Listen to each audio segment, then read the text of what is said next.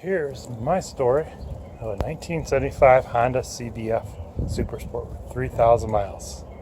How we got to this. Someone called me from a local guy. I used to buy junk cars, fix them, sell them, or junk them. And they called me about this, and my friend said, well, that exhaust is worth some money. Get the bike just for that. It was a couple $100.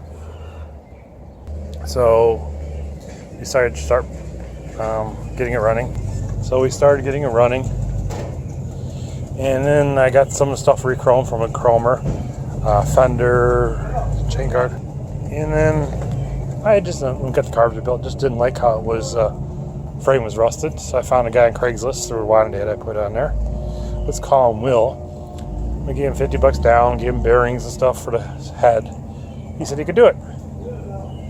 And 2 or 3 months he was hiding. I told him, when you put the engine in, call me. It's covered.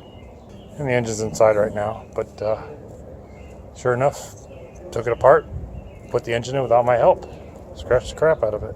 So right now we're gonna start putting it back together again. We got repowder coated, sued them, got maybe $1,500 in 3 years, but that's what we're doing. The tank is nice, everything else.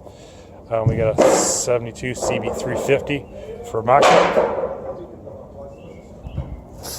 Repainted, came up pretty nice, 3,000 miles.